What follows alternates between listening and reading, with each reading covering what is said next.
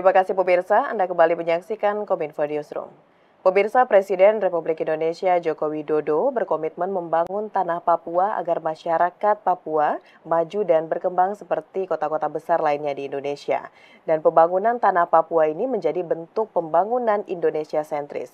Untuk mencapai hal tersebut pemirsa, pemerintah melakukan berbagai pendekatan kesejahteraan seperti perbaikan fasilitas pendidikan dan juga kesehatan. Dan untuk mengetahui hingga saat ini sudah sejauh mana upaya pembangunan yang dilakukan oleh pemerintah di Tanah Papua, kita akan membahasnya dalam dialog Kominfo Newsroom. Sudah terhubung melalui sambungan Zoom dengan tenaga ahli utama Kantor Staf Presiden Bapak Theo Litaai. Selamat malam Pak Theo. Selamat malam Mbak Mona. Baik, salam sehat ya Pak. Salam sehat ya. Baik Pak Theo, kembali kita membahas mengenai sejauh mana saat ini pembangunan di Tanah Papua. Dan kalau kita berbicara mengenai pembangunan di Indonesia ini Pak, ada Visi Indonesia Emas 2045. Dan tentu hal yang sangat penting adalah peran pendidikan yang terus digencarkan oleh pemerintah. Di samping itu, kesehatan juga menjadi salah satu faktor yang terus ditingkatkan juga di Indonesia. Sejauh ini Pak Theo terkait dengan dua hal ini, pendidikan dan juga kesehatan, sudah sejauh mana kita membangun di Tanah Papua, Pak? Terima kasih Mbak Mona. Memang benar bahwa program pendidikan dan kesehatan itu menjadi prioritas dalam pembangunan kesejahteraan di wilayah Papua. Dan hal ini dilaksanakan setiap tahunnya, baik yang dilaksanakan oleh pemerintah pusat maupun pemerintah daerah. Tentunya dalam koordinasi juga dengan pemerintah pusat. Nah, pendidikan dan kesehatan ini sudah banyak sekali hal yang dikerjakan sebenarnya. Ya. Namun mungkin selama ini ya kurang mendapatkan publikasi dan mungkin belum banyak orang yang tahu ya mengenai perkembangannya.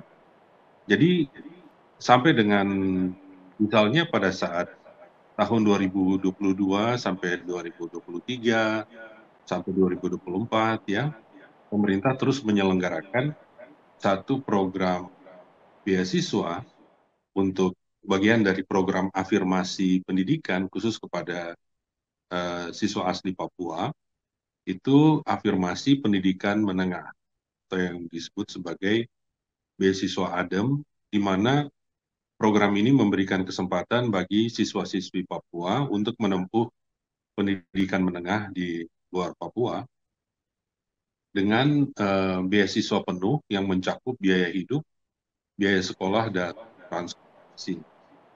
Untuk tahun 2022 misalnya, mereka dialokasikan 350 orang. Namun saat ini alokasinya ini sudah semakin, kalau dihitung dengan tahun-tahun sebelumnya, maka dia sudah lebih dari 4.000 orang.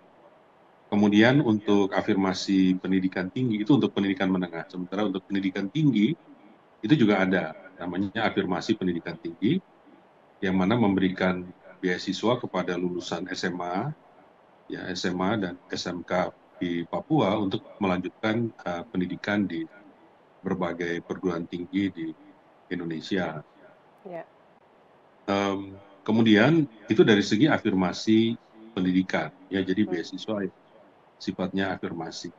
Nah, adik kita juga punya program untuk peningkatan kualitas pendidikan, ya. Jadi ini merupakan program yang bertujuan untuk meningkatkan kemampuan membaca dan memahami bacaan bagi anak-anak di Papua. Nah, sampai tahun 2022 dia berhasil meningkatkan kemampuan membaca dengan pemahaman dari 46,63% menjadi 62,28%. Jadi kemampuan membaca mengalami peningkatan yang signifikan. Dan sebenarnya anak-anak Papua, kalau kita lihat di video yang berkaitan dengan interaksi Bapak Presiden dengan anak-anak sekolah itu, mereka punya kapasitas yang sangat luar biasa sebenarnya. Jadi memang anak-anaknya cerdas dan mereka senang dengan satu program yang kalau dalam tahun 2023 itu laksanakan di Provinsi Papua Tengah, namanya program Gasing, ya, program Gasing. Singkatan dari gampang, asik, dan menyenangkan. Ini Ya. kerjasama dengan Profesor Yohanes Surya, di mana dimaksudkan untuk meningkatkan kompetensi matematika atau numerisasi siswa melalui metode berhitung cepat. Jadi kalau dilihat di video tadi, mereka menunjukkan kepada Bapak Presiden Jokowi bagaimana kemampuan mereka untuk bisa berhitung secara cepat. Dan saya kira ini menggambarkan bahwa sebenarnya anak-anak kita di Papua itu punya kemampuan yang tinggi. Nah, selain program-program di atas, pemerintah juga melakukan upaya lain, ya, seperti pembangunan infrastruktur sekolah, kemudian penyediaan buku pelajaran dan fasilitas belajar yang lainnya. Nah, kalau kita perhatikan bahwa sampai dengan saat ini kita juga punya program untuk kesehatan, ya. Jadi untuk kesehatan itu sampai dengan 2024 ini, kalau kita perhatikan apa saja yang sudah dilaksanakan dalam 1 tahun terakhir, ya, pemerintah memberikan perhatian pada percepatan penurunan stunting. Jadi untuk percepatan penurunan stunting ini ada 2 intervensi yang dilakukan, yaitu intervensi gizi spesifik, itu meliputi pemberian makanan tambahan bagi ibu hamil dan anak balita, kemudian suplemen zat besi dan asam folat, serta pemberian vitamin A. Kemudian intervensi gizi sensitif itu penyediaan air bersih dan sanitasi, pendidikan gizi, peningkatan akses pelayanan kesehatan. Jadi sebenarnya ada keterkaitan, Pak, antara Ya. pendidikan dan kesehatan. Karena semakin maju pendidikan, maka akses kepada pengetahuan tentang kesehatan juga akan semakin meningkat. Sehingga di dalam situasi itu tentunya seorang ibu dapat memberikan perhatian kepada nutrisi anak-anaknya, ataupun orang tua dapat memberikan perhatian untuk peningkatan gizi. Nah, khusus untuk wilayah Papua, pemerintah juga punya program-program khusus, ya, seperti program untuk eliminasi malaria. Ya. Kita tahu bahwa di daerah-daerah rawa-rawa atau pantai, ya, di Papua itu tingkat malaria masih cukup tinggi. Oleh karena itu, dan banyak masyarakat di pedesaan itu hidup di dalam tempat-tempat yang atau lokasi lingkungan yang memang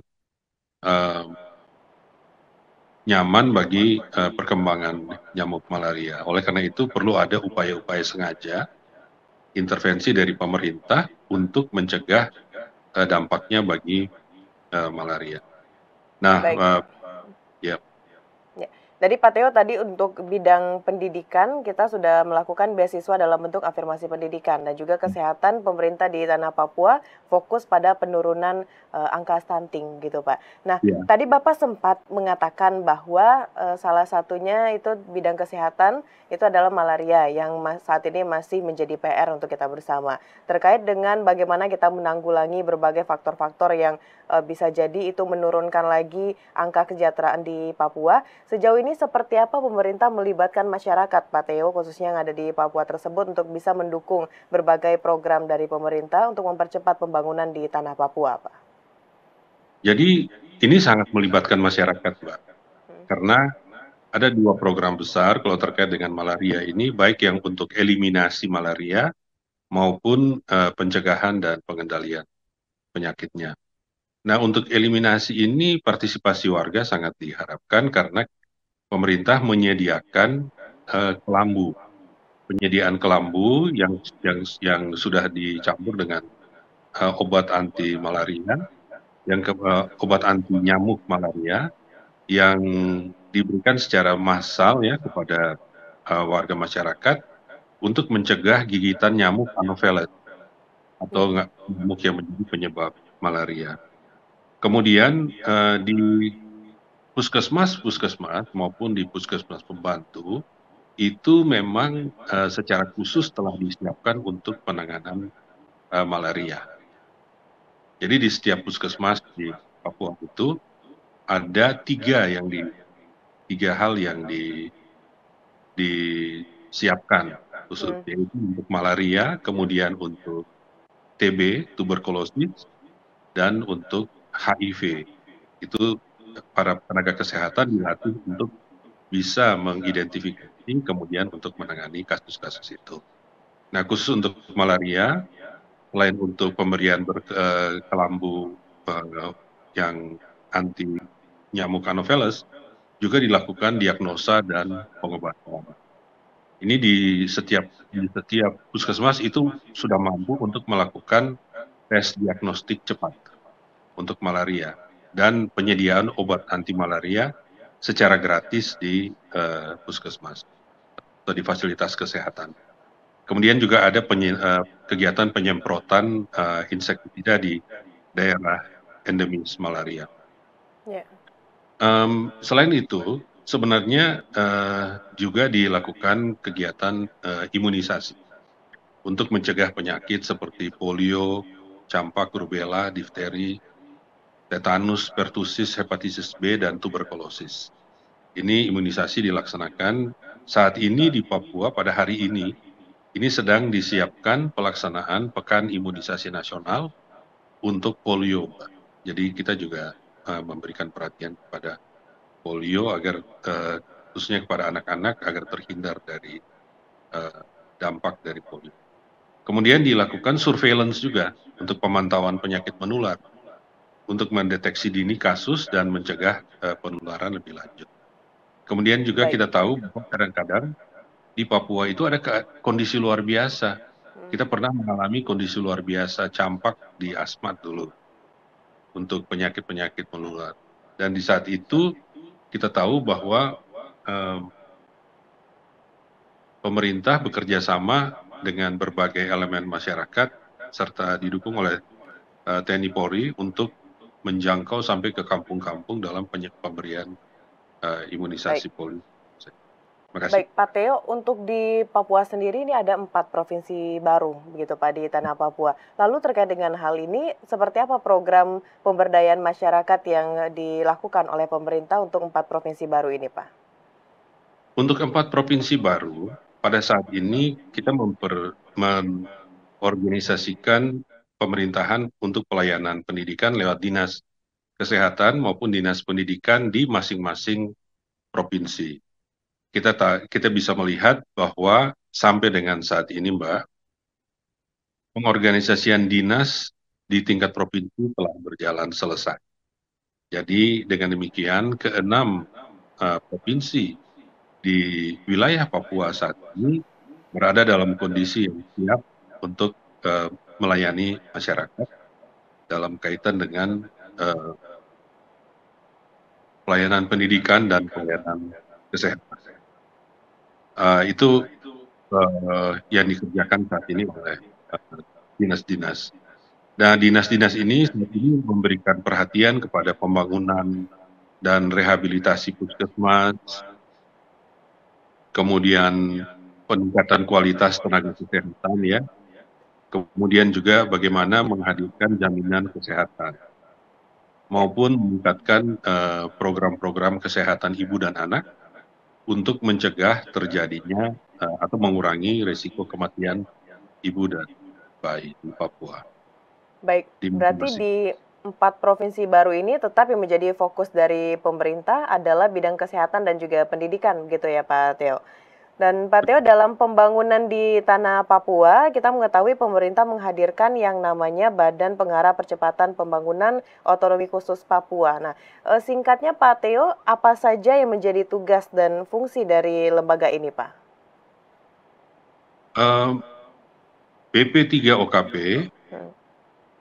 ini yang kita kenal saat ini, dia diharapkan dapat menciptakan atau mendukung kolaborasi dan koordinasi dengan kementerian dan lembaga dan pemerintah daerah yang ada di Papua. Ini penting sekali aspek koordinasi. Kemudian mereka diharapkan bisa untuk mengharmonisasikan berbagai kebijakan yang dibutuhkan dalam rangka percepatan pembangunan dan otonomi khusus Papua. Kita tahu bahwa seringkali pembangunan itu justru menjadi terhambat karena koordinasi atau harmonisasi kebijakannya tidak berjalan dengan baik. Kemudian yang ketiga, mereka diharapkan untuk membangun koordinasi dan sinergi dengan para menteri, dengan kepala lembaga, kepala daerah, serta pemangku kepentingan terkait. Nah, di sini termasuk dalam hal ini adalah masyarakat untuk meletakkan landasan yang kuat dalam pembangunan dan penanganan masalah-masalah yang ada di Papua. Kemudian yang keempat, untuk menghadirkan visi integritas dalam pelaksanaan pemerintahan di Papua. Nah, itu Pak, kira-kira beberapa hal penting untuk kita lihat terkait dengan BP3 OKP atau BPP. Baik, tentu kita berharap Pak Teo ya dengan adanya BP3 OKP ini bisa membantu pemerintah dalam mempercepat pembangunan di tanah Papua dan juga tadi beberapa program yang telah disampaikan oleh Pak Teo mulai dari bagaimana pemerintah fokus terhadap penurunan stunting dan tadi juga terkait dengan adanya program-program di puskesmas seperti tuberkulosis dan juga HIV dan sebagainya dan adanya pendidikan beasiswa dalam bentuk afirmasi pendidikan di tanah Papua ini merupakan bentuk komitmen dari pemerintah Indonesia untuk melakukan pembangunan di Papua agar semua daerah di Indonesia ini merata dalam pembangunannya. Pak Teo, terima kasih banyak sudah memberikan banyak informasi terkait bagaimana pembangunan di Papua pada hari ini, terlebih dalam 1 tahun belakangan, apa saja yang telah dilakukan oleh pemerintah. Kita akan bahas lagi Pak Teo di lain kesempatan, bagaimana upaya-upaya yang dilakukan oleh pemerintah untuk di tanah Papua. Selamat melanjutkan aktivitas Pak Teo, selamat malam, terima kasih. Terima kasih Bu Mona, terima kasih. Selamat malam. Baik pemirsa, itulah dialog kita bersama dengan Bapak Teo Litaai selaku tenaga ahli utama kantor staf Presiden. Usai jeda pariwara, kami akan kembali dengan informasi lainnya. Tetaplah bersama Kominfo Newsroom.